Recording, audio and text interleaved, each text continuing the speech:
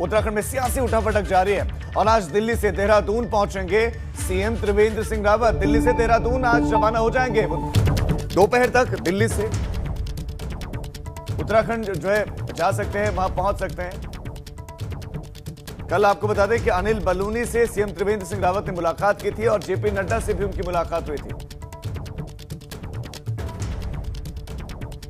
तो बड़ी खबर आपको देते हैं, दिल्ली में ही मुख्यमंत्री त्रिवेंद्र सिंह रावत अभी हैं, अपने आवास पर ठहरे हुए हैं। कल दोपहर वो एयरपोर्ट पहुंचे थे, उसके बाद मीडिया से भी मुखातिब हुए, उसके बाद वो अपने आवास पर चले गए। हालांकि उन्होंने वक्त मांगा था, जानकारी मिली कि वक्त मांगा गया था, लेकिन देर रात ही उनकी मुलाकात हो पाई जेपी नड्डा से।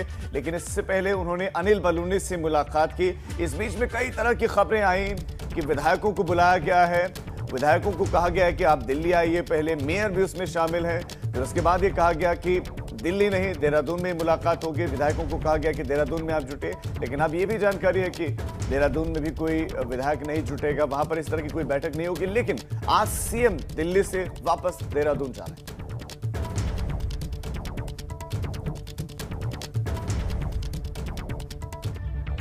सीएम के दून दौरे को लेकर बीजेपी विधायक मुन्ना सिंह ने कहा कि सीएम सुबह 10 बजे या 11 बजे के बीच देहरादून जाएंगे।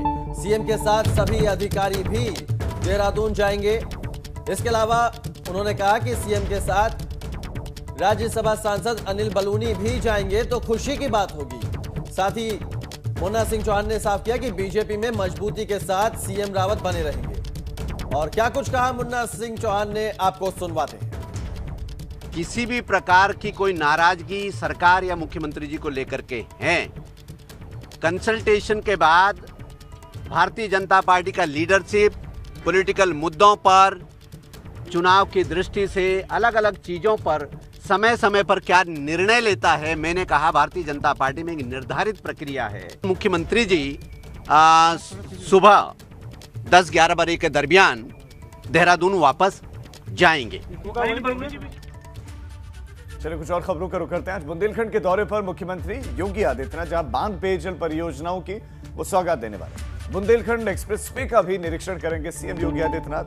जनप्रतिनिधियों के साथ बैठक भी करने वाले हैं। झांसी की कानून व्यवस्था पर भी वो समीक्षा बैठक करेंगे, तो कानून व्यवस्था पर भी चर्चा करेंगे। बांध पेयजल परियोजनाओं की सौगात देंगे। बुंदेलखंड एक्सप्रेसवे का निरीक्षण सीएम योगी आदित्यनाथ करने वाले हैं। तो बुंदेलखंड को आज कई सौगात मिलने जा रहे हैं। ये बांध पेयजल परियोजना की सौगात, इसके साथ साथ एक्सप्रेसवे के निरीक्षण और कानून व्यवस्था पर समीक्षा बैठक। बिल्कुल, तो आज बुंदेलखंड को बड़ी सौगात मिलने वाली है। सीएम योगी आदित्यनाथ का आज बुंदेलखंड का दौरा है। बुंदेलखंड एक्सप्रेसवे का निरीक्षण करेंगे। झांसी में कानून व्यवस्था को लेकर बैठक करेंगे। सुबह 9 बजे लखनऊ से जालौन के लिए उड़ान भरेंगे सीएम। जालौन में एक्सप्रेसवे का निरीक्षण करेंगे। बुंदेलखंड एक्सप्रेसवे का निरीक्षण करने के बाद ललितपुर के बंडाई बांध पहुंचेंगे मुख्यमंत्री योगी आदित्यनाथ। ये कार्यक्रम है सीएम का जो हम आपको बता रहे हैं। तो आज बुंदेलखंड को बड़ी सौगात मिलेगी। बुंदेलखंड के दौरे पर जाने वाले हैं सीएम और सिलसिलेवार हम आपको उनके कार्यक्रम भी बता रहे हैं कि क्या क्या कार्यक्रम उनके रहने वाले हैं। लोकार्पण कार्यक्रम है विकास परियोजनाओं का पार्टी के कार्यकर्ताओं के साथ, क्योंकि अब 2022 की तरफ भी तो देखा जा रहा है, तो कार्यकर्ताओं के साथ भी संवाद होगा। बुंदेलखंड के जो कार्यकर्ता हैं और 2022 के लिए तैयार रहने के लिए, और राज्य सरकार ने बुंदेलखंड के लिए कौन कौन सी योजना लाई है, क्या क्या जनता को बताना है, हो सकता है ये बताया भी जाए। तो सीएम योगी आदित्यनाथ का बुंदेलखंड का दौरा है आज।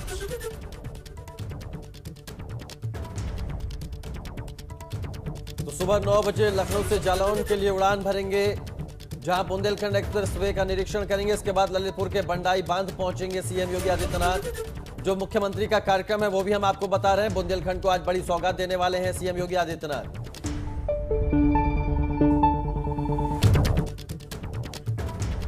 तो आज बुंदेलखंड के दौरे पर मुख्यमंत्री योगी आदित्यनाथ बांध पेयजल परियोजनाओं की सौगात देंगे सीएम योगी आदित्यनाथ। इसके अलावा बुंदेलखंड एक्सप्रेसवे का निरीक्षण करेंगे सीएम और साथ ही जनप्रतिनिधियों के साथ बैठक करेंगे। और इसके अलावा झांसी में कानून व्यवस्था पर भी समीक्षा बैठक करेंगे सीएम। तो बुंदेलखंड के हिस्से के लिए कई प्रोजेक्ट्स लेकर आए उत्तर प्रदेश की सरकार। जल शक्ति मंत्री ने भी जानकारी दी कि कई प्रोजेक्ट्स पूरे हो गए हैं, कुछ प्रोजेक्ट्स वहां पर चल रहे हैं। इसी कड़ी में एक और सौगात मिलने वाली है। सेतर एक्सप्रेसवे का जो कार्य वहां चल रहा है उसकी प्रगति अधिकारियों से जानेंगे कि प्रगति क्या है और खुद भी निरीक्षण करेंगे, खुद भी देखेंगे कि निर्माण कार्य किस तरह से हो रहा है, एक्सप्रेसवे का जो कार्य चल रहा है वो किस तरह से हो रहा है।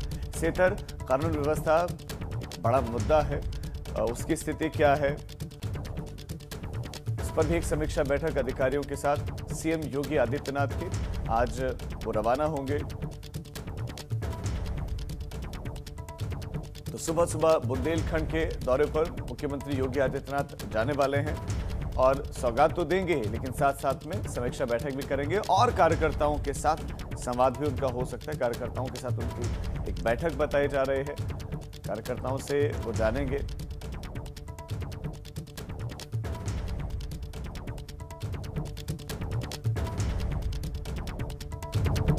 तो झांसी में कानून व्यवस्था पर चर्चा करेंगे सीएम। और अनुभव शुक्ला हमारे संवाददाता इस खबर पर और ज्यादा जानकारियां देंगे। अनुभव, एग्जैक्ट कितने बजे निकलेंगे मुख्यमंत्री और जो कार्यक्रम उनके प्रस्तावित हैं सिलसिलेवार बताइए।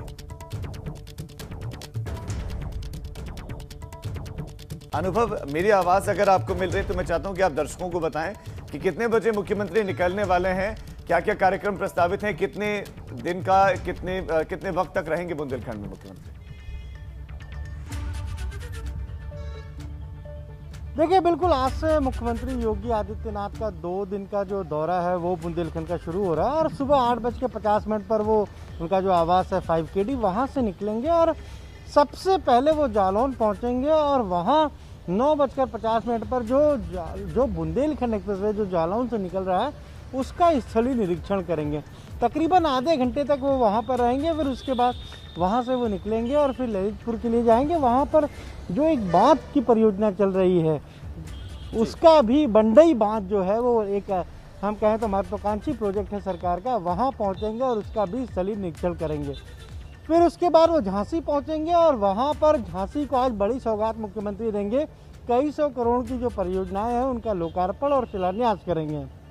बिल्कुल अनुभव, तो ये माना जाए कि आज बुंदेलखंड को मुख्यमंत्री योगी आदित्यनाथ एक बड़ी सौगात देने वाले हैं।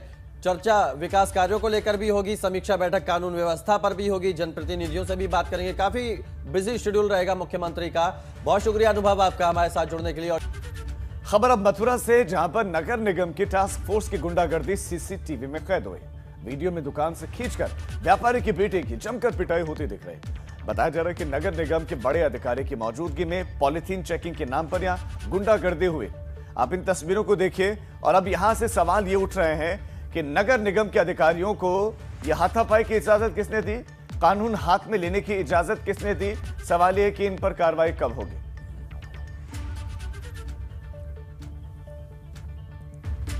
तो ये तस्वीर आपने देखी और अब आगे बढ़ते हैं और पूर्वांचल के हिस्से की खबरें आपको दिखाते हैं। चलिए शुरुआत करते हैं। देवरिया में महिला दिवस के मौके पर एक कार्यक्रम का आयोजन किया गया जिसमें प्रभारी मंत्री श्री राम पहुंचे। इस कार्यक्रम के दौरान उत्कृष्ट कार्य करने वाली महिलाओं को सम्मानित किया गया। कई अन्य चीजें भी इस दौरान देखने को मिली। आजमगढ़ में अंतर्राष्ट्रीय महिला दिवस के मौके पर कार्यक्रम का आयोजन किया गया जिसमें प्रभारी मंत्री सुरेश राणा पहुंचे। उन्होंने कार्यक्रम का शुभारंभ किया। इस दौरान सुरेश राणा ने कहा कि महिला सशक्तिकरण को लेकर सरकार गंभीर है। संत कबीर नगर में अंतर्राष्ट्रीय महिला दिवस पर महिलाएं और छात्राएं सम्मानित हुई। साथ ही प्रगतिशील और स्वयं सहायता समूह से जुड़ी महिलाओं को भी सम्मानित किया गया। कलेक्ट्रेट सभागार में कार्यक्रम का आयोजन हुआ। मिर्जापुर में अंतर्राष्ट्रीय महिला दिवस पर जिला प्रशासन ने भव्य कार्यक्रम का आयोजन किया और नारी शक्ति का उत्साह बढ़ा। महिलाओं को स्वावलंबी और आत्मनिर्भर बनाने के लिए साइकिल और सिलाई मशीन का वितरण किया गया। गाजीपुर में महिला दिवस धूमधाम से मनाया गया। इस दौरान सीएमओ कार्यालय के सभागार में सम्मान समारोह का आयोजन किया गया जिसकी मुख्य अतिथि महिला कॉलेज की प्रिंसिपल सविता भारद्वाज रही। इस दौरान महिलाओं का सम्मान हुआ। वाराणसी में महिला दिवस के मौके पर लखनऊ में हुए सीएम के कार्यक्रम को एलईडी स्क्रीन पर दिखाया गया। साथ ही महिलाओं का सम्मान किया गया और महिलाओं को उनकी शक्ति के बारे में बताया गया। जौनपुर में मासूम से हत्या के आरोपी को कोर्ट की तरफ से मौके सजा सुनाई गई। साथ ही 10,000 रुपए का जुर्माना लगाया गया। इस मामले में रोज की सुनवाई हो रही थी। केस की मॉनिटरिंग शासन और प्रशासन स्तर पर हो रही थी। बस्ती में लाइव चेन स्नैचिंग का वीडियो सामने आया। वीडियो में बाइक सवार बदमाश सोने की चेन लेकर फरार होता दिखाई दे रहा है। पीड़िता के मुताबिक चेन की कीमत 45,000 रुपए है। फिलहाल पुलिस आरोपी की तलाश कर रही है। गोरखपुर में उभरी हुई तोंद पुलिस वालों के लिए मुसीबत का सबब बन गई है। गोरखपुर के एडीजी जोन अखिल कुमार की नजर ऐसे पुलिसकर्मियों पर है। उन्होंने तोंद अंदर करने के लिए 10 दिन का वक्त दिया है। कुशीनगर में ट्रैक्टर ट्रॉली पलटने से हादसा हो गया और इस हादसे में ड्राइवर की मौके पर ही मौत हो गई। रूट डाइवर्जन का बोर्ड नहीं लगे होने की वजह से हादसा हुआ, ऐसा ग्रामीणों का आरोप है। बलिया में पंचायत चुनाव को लेकर आरक्षण की जारी सूची में बैरिया तहसील के 3 विकास खंडों में अनुसूचित जनजाति की संख्या 0 है। साथ ही 53 सीटों को अनुसूचित जनजाति के लिए शासन ने आरक्षित घोषित कर दिया है।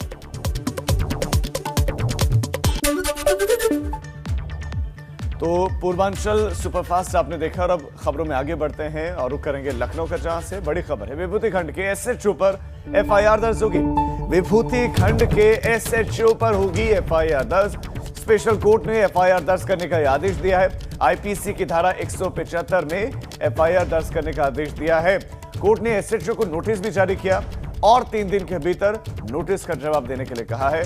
गैंगरेप के एक मामले में विवेचक के खिलाफ जारी गिरफ्तारी वारंट तामील न कराने पर कोर्ट ने यह आदेश दिया है। घोसी लोकसभा सीट से बहुजन समाज पार्टी के सांसद अतुल राय की मुश्किलें बढ़ गई हैं। सुप्रीम कोर्ट ने निचली अदालत में चल रही सुनवाई पर रोक लगा दी है। साथ ही सुप्रीम कोर्ट ने यूपी सरकार और सांसद अतुल राय को नोटिस जारी कर 4 हफ्तों में जवाब मांगा है। आपको बता दें कि सांसद अतुल राय के खिलाफ रेप का मामला चल रहा है। पीड़िता ने निचली अदालत में चल रही सुनवाई को दिल्ली ट्रांसफर किए जाने की मांग की है, जिस पर सुप्रीम कोर्ट ने नोटिस जारी किया है। आपको बता दें कि बसपा सांसद पर वाराणसी में एक छात्रा से बलात्कार का आरोप है। 1 मई 2019 को उनके खिलाफ मामला दर्ज हुआ था, जिसके बाद अतुल राय गिरफ्तारी से बचने के लिए फरार रहे। इस दौरान लोकसभा चुनाव में उन्होंने भाजपा के उम्मीदवार हरिनारायण राजभर को हराया भी। बाद में अतुल राय ने सरेंडर किया, तब से वो जेल में ही है। वहीं इलाहाबाद हाईकोर्ट से पैरोल मिलने के बाद उन्होंने संसद में शपथ ली थी। अतुल राय को माफिया मुख्तार अंसारी का करीबी माना जाता है। घोसी से सांसद अतुल कुमार राय के खिलाफ एक रेप केस चल रहा था MP MLA court Prayagraj Allahabad में, जिसमें रेप विक्टिम ने सुप्रीम कोर्ट में ट्रांसफर पिटीशन इस बात की लगाई कि वहां उसको न्याय नहीं मिल सकता। लास्ट ईयर उस ट्रायल के दौरान जाने पर 18 दिसंबर 2020 को उसके साथ मारपीट हुई थी कोर्ट परिसर में और उसके जो विटनेस था मेन, उसकी भी ज़्यादा चोटें आई थी। इस बात को ध्यान में रखते हुए कोर्ट ने इस मैटर को दिल्ली के लिए ट्रांसफर होने वाली पिटीशन में नोटिस जारी कर दिया है और इलाहाबाद में ट्रायल को स्टे कर दिया है अगले तारीख तक। चंदौली में जीआरपी और आरपीएफ की संयुक्त टीम को बड़ी कामयाबी मिली है। पंडित दीनदयाल उपाध्याय रेलवे स्टेशन पर चेकिंग के दौरान ब्रह्मपुत्र मील से 1,20,00,000 रुपए का नकली नोटों का जखीरा बरामद हुआ और ये नकली नोट ट्रेन के कोच नंबर B4 के बर्थ नंबर 31 पर एक लावारिस बैग में मिले। सभी नोट 2,000 रुपए के हैं। ट्रेन दिल्ली से कामाख्या जा रही थी। दरअसल बड़ी संख्या में नोट मिलने पर आरपीएफ प्रभारी ने तत्काल बैंकर से संपर्क किया। जांच के बाद ज्यादातर नोट नकली पाए, सिर्फ 10,000 रुपए ही असली थे। फिलहाल मामले की जांच जारी है। ये शिवरात्रि त्यौहार को देखते हुए चेकिंग की जा रही थी आरपीएफ, जीआरपी और सीआईबी द्वारा। तो इसमें ब्रह्मपुत्र मेल के B4 कोच के 31 नंबर बर्थ के पास एक बैग मिला, जिसके बारे में काफ़ी पूछताछ की, किसी ने बताया नहीं कि उसका है। संदेह थे, उसको चेक किया गया, सतर्कतापूर्वक खोला गया तो उसमें बहुत सारे नोट की नड्डियाँ मिली जो 2-2 हज़ार नोट की शक्ल में थी और ये ले आके बैंक वगैरह में चेक करा के काउंट कराया गया तो 1,10,00,000। और अब आगे बढ़ते हैं। अवध के हिस्से की खबरें सुपरफास्ट अंदाज में आपको दिखाते हैं। चलिए शुरुआत करें। लखनऊ में एक पति ने अपनी पत्नी को गोली मारकर मौत के घाट उतार दिया। शराब के नशे में पत्नी से हुए विवाद के बाद पति ने हत्याकांड को अंजाम दिया। वहीं पुलिस ने आरोपी पति को गिरफ्तार कर लिया और उससे पूछताछ कर रही है। कौशाम्बी में छुट्टी पर घर वापस आए एक फौजी की संदिग्ध परिस्थितियों में लाश मिली और उनके शरीर पर गंभीर चोटों के निशान मिले। फिलहाल पुलिस ने शव को कब्जे में लेकर पोस्टमार्टम के लिए भेज दिया है और मामले की जांच शुरू कर दी है। हरदोई में अपराधी अकील अंसारी को फोन पर बात करने वाला सिपाही निलंबित कर दिया गया है। इस मामले में व्यापारी ने लखनऊ पुलिस को तहरीर दी थी और अब इस पूरे मामले की जांच एएसपी पूर्वी को सौंपी गई है। सीतापुर में दर्दनाक हादसा हो गया। कार सवार 4 महिलाओं को रौंद दिया गया। इसमें एक महिला की मौत हो गई, 3 अन्य महिलाएं घायल हैं। हादसे के बाद से मौके पर कोहरा मच गया। अंतर्राष्ट्रीय महिला दिवस पर बाराबंकी की आंगनबाड़ी महिला कर्मचारियों ने विरोध प्रदर्शन किया। इस दौरान जमकर नारेबाजी की गई। महिलाओं का आरोप है कि रिटायरमेंट के दौरान उन्हें किसी तरह की कोई आर्थिक मदद नहीं दी जा रही। यूपी के डिप्टी सीएम दिनेश शर्मा की अयोध्या में श्री राम विश्वविद्यालय बनाने की घोषणा से संतों में खुशी है। उनका मानना है कि इस तरह का विश्वविद्यालय बनने से उनके संस्कार और संस्कृति के साथ पूजा पाठ की पद्धति को बढ़ावा मिलेगा। महिला दिवस के मौके पर अखिल भारतीय अखाड़ा परिषद ने महिलाओं को नमन करते हुए बधाई और शुभकामनाएं दी। अखाड़ा परिषद के अध्यक्ष महंत नरेंद्र गिरी ने कहा कि महिलाएं हर क्षेत्र में आज अग्रणी भूमिका निभा रही हैं। औरैया में महिला दिवस की धूम दिखी। बीजेपी के कृषि राज्य मंत्री लाखन सिंह राजपूत ने कार्यक्रम का शुभारंभ किया। जिलाधिकारी सुनील कुमार, पुलिस अधीक्षक अपर्णा गौतम समेत आला अधिकारी मौजूद रहे।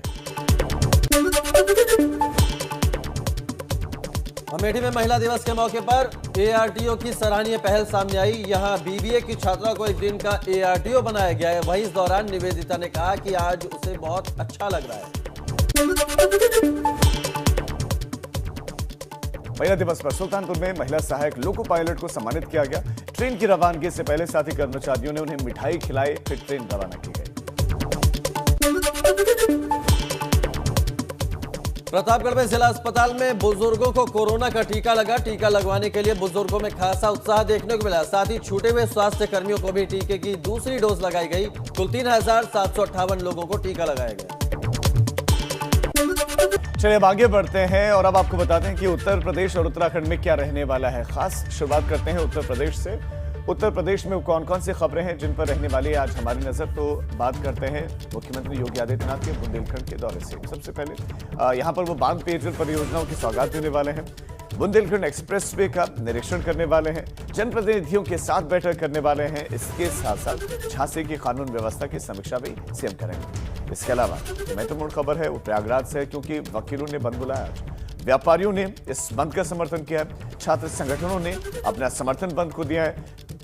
शिक्षा सेवा प्राधिकरण से इस अधिकरण से जुड़े हुए प्रधान पीठ से जुड़ा हुआ मामला है और पीठ लखनऊ में बनाए जाने के ये वकील खिलाफ है, लिहाजा बंद का ऐलान किया गया है।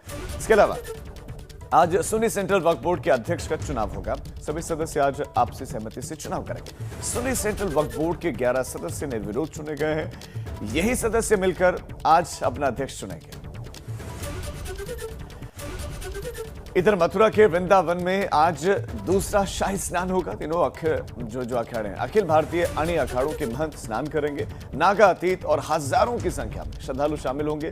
घोड़े, ऊंट, बैंड बाजों के साथ नगर में पेशवाई निकाली जाएगी। ये शाही पेशवाई होगी। देवराहा बाबा मार्ग से शाही स्नान घाट तक ये शाही जुलूस निकलेगा। तो अब आपको बताते हैं कि उत्तराखंड में आज क्या कुछ खास रहने वाला है। उत्तराखंड में आज सीएम त्रिवेंद्र सिंह रावत दिल्ली से देहरादून पहुंचेंगे। कल सीएम रावत ने अनिल बलूनी से मुलाकात की। दिल्ली में ये मुलाकात दोनों के बीच हुई। इसके अलावा बीजेपी अध्यक्ष जेपी नड्डा से भी मुख्यमंत्री ने मुलाकात की और आज वो दिल्ली से देहरादून रवाना हो जाएंगे।